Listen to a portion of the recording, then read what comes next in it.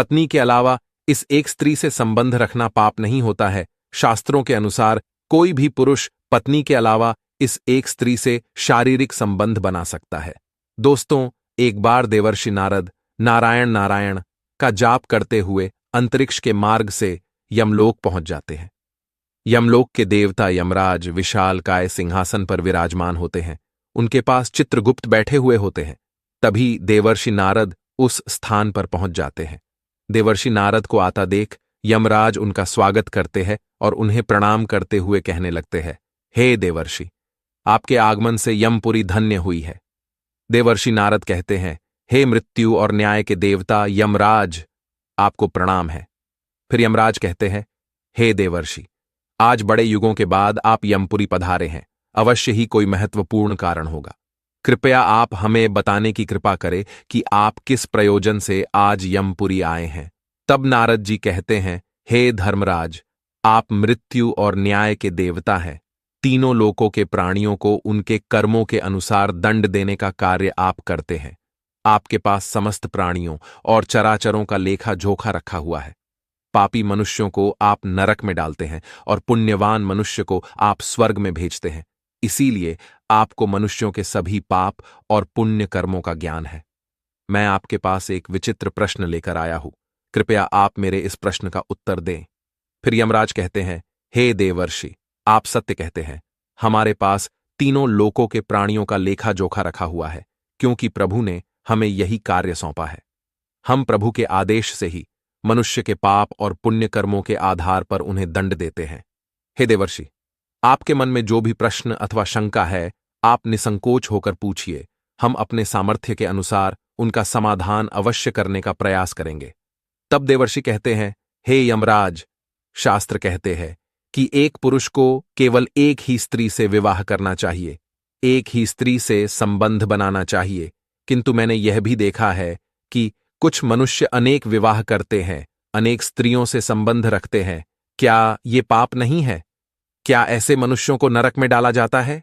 इस पर शास्त्र क्या कहते हैं? क्या कोई मनुष्य अनेक स्त्रियों से विवाह कर सकता है? कृपया आप मेरी इस शंका को दूर करें। यमराज कहने लगते हैं, हे देवर्षि, आपने समस्त मानव जाति के कल्याण के लिए उचित ही प्रश्न किया है। संसार में मनुष्य एक से अधिक विवाह कर सकता है या नहीं? इसका उत्तर देने से पूर्व मैं आपको एक कथा सुनाता हूं।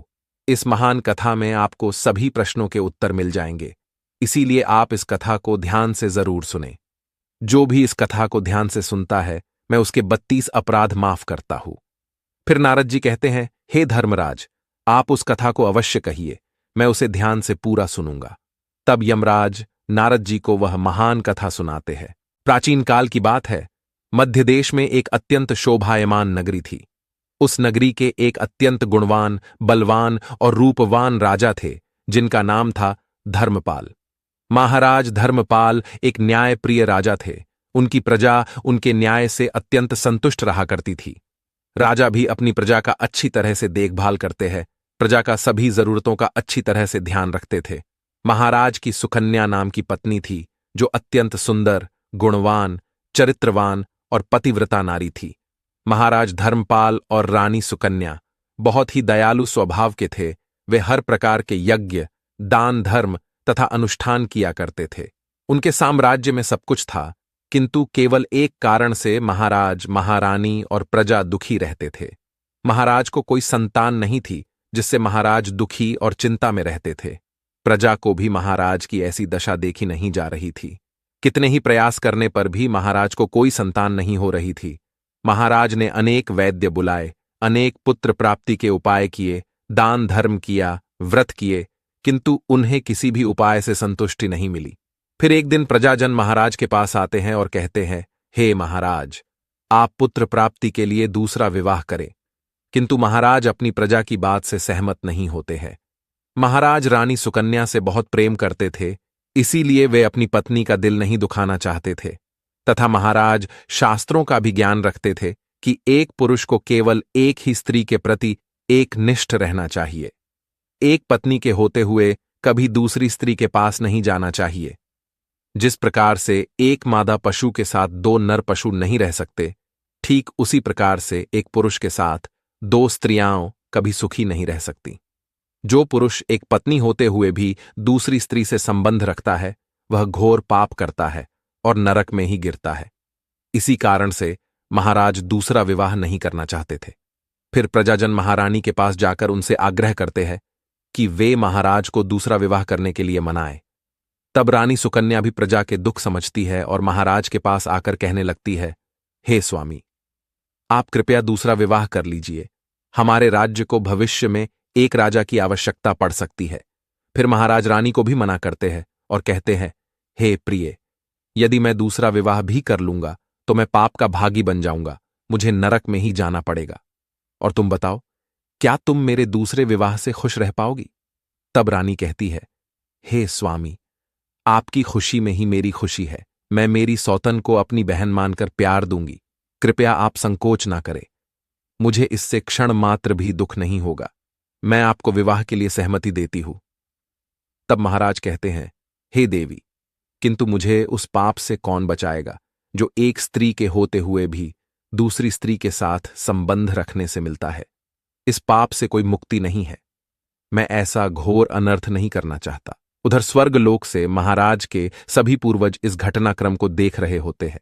वे अपने पुत्र के ऐसे व्यवहार से अत्यंत दुखी हो जाते हैं। यदि महाराज को पुत्र नहीं होगा तो कुल का विनाश हो जाएगा। इसी भय से सभी पूर्वज बहुत दुखी हो जाते हैं। फिर एक दिन सभी पूर्वज महाराज के सपने में आकर उन्हें दर्शन देते हैं और कहते हैं, हे पुत्र, तुम्हारे कारण हमारी दुर्गति हो रही है, हमारे कुल का विनाश हो रहा है। तब महाराज अपने पूर्वजों से कहते हैं, हे महात्माओं, मैंने ऐसा कौन सा पाप किया है जो आप सभी इतने दुखी हुए हैं? आपकी आत्मा की शांति के लिए जो भी उपाय हो वह मैं अवश्य ही करूंगा। तभी वे पूर्वज कहने लगते हैं, हे पुत्र, हमारी मुक्ति का एक ही उपाय है, वह है तुम्हारी संतान। यदि तुम पुत्र को जन्म नहीं दोगे तो तुम्हारे साथ साथ हमें भी नरक में जाना पड़ेगा। हमारा संपूर्ण कुल और वंश नष्ट हो जाएगा। इसीलिए हे पुत्र, हम तुमसे विनती करते हैं कि तुम दूसरा विवाह करो। पुत्र के बिना मनुष्य को सद्गति प्राप्त नहीं होती है। पुत्र ही अपने माता पिता का उद्धार करता है, उन्हें मोक्ष दिलाता है। जब वह श्राद्ध करता है तो हमारे पाप नष्ट हो जाते हैं। जब वह पृथ्वी लोक पर दान धर्म करता है तो हमें स्वर्गलोक में भोजन की प्राप्ति होती है। इसीलिए हे पुत्र, तुम शीघ्र ही पुत्र की प्राप्ति के लिए कोई उपाय करो। अपने पितरों की बात सुनकर भी महाराज दूसरा विवाह करने के लिए तैयार नहीं होते हैं। फिर सभी पितृगण दुखी होकर यमराज के पास जाते हैं और उनसे विनती करते हुए कहते हैं, हे धर्मराज, कृपया हमारे कुल की रक्षा कीजिए। हमारे पुत्र की कोई संतान नहीं है और संतान के बिना हमारा कुल नष्ट हो जाएगा। कृपया आप हमारे पुत्र को दूसरा विवाह करने की आज्ञा दें। फिर यमराज कहते हैं, हे महात्माओं, मैं अवश्य ही तुम्हारे पुत्र को समझाऊंगा और उसे पुत्र प्राप्त करने के लिए प्रेरित करूंगा। ऐसा कहकर यमराज पृथ्वीलोक पर आते हैं और एक साधु का रूप धारण करके महाराज धर्मपाल के दरबार में जाते हैं। उन साधु को देखकर महाराज धर्मपाल अत्यंत प्रसन्न होते हैं और उनका आदर सत्कार करते हैं। फिर उनसे पूछते हैं, हे महात्मा, आप कौन हैं? किस प्रयोजन से आप हमारे इस राज्य में पधारे हैं? आपके मुखमंडल का तेज देखकर यह प्रतीत होता है कि आप अवश्य ही कोई बड़े तपस्वी हैं। तब वह साधु उस राजा से कहते हैं, हे वत्स, मैं साक्षात यमराज हूं। तुम्हारे पूर्वजों के द्वारा प्रार्थना करने पर ही मैं स्वयं तुमसे मिलने के लिए आया हूं। वह साधु महाराज से कहते हैं, हे वत्स, तुमने अपने पूर्वजों को रुष्ट कर दिया है, जिससे तुम्हारा सारा साम्राज्य नष्ट हो जाएगा। पुत्र के बिना तुम्हारी दुर्गति हो जाएगी, तुम्हें कभी मोक्ष की प्राप्ति नहीं होगी। शास्त्र कहते हैं कि मनुष्य को मोक्ष प्राप्ति के लिए पुत्र को जन्म अवश्य देना चाहिए। फिर महाराज कहते हैं, हे धर्मराज, मैं विवश हूं। मैं दूसरा विवाह करके पाप का भागीदार नहीं बनना चाहता। इससे अच्छा है कि मैं पुत्रहीन होकर जीवन व्यतीत करूं।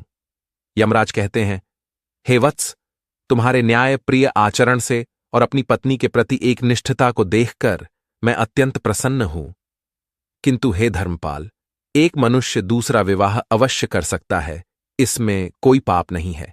यदि किसी पुरुष की पत्नी उसके दूसरे विवाह के लिए सहमति देती है तो वह पुरुष दूसरा विवाह निश्चित ही कर सकता है, इसमें कोई पाप नहीं है। शास्त्र कहते हैं कि यदि एक पत्नी से पुत्र की प्राप्ति नहीं होती है और उसकी पत्नी उसे दूसरा विवाह करने की अनुमति देती है तो उसे दूसरा विवाह करने में संकोच नहीं करना चाहिए।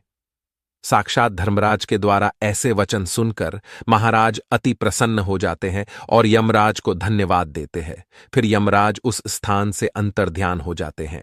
महाराज धर्मपाल अपनी पत्नी सुकन्या के पास जाते हैं और उससे दूसरा विवाह करने की अनुमति मांगते हैं।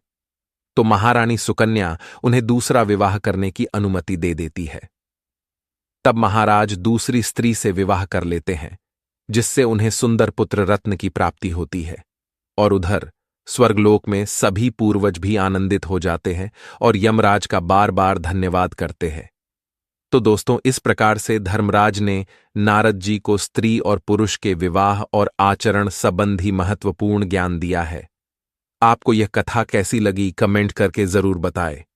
जानकारी अच्छी लगी तो वीडियो को लाइक करें, साथ ही चैनल को सब्सक्राइब करें और कमेंट में जय श्री कृष्ण अवश्य लिखें। आप सभी का धन्यवाद।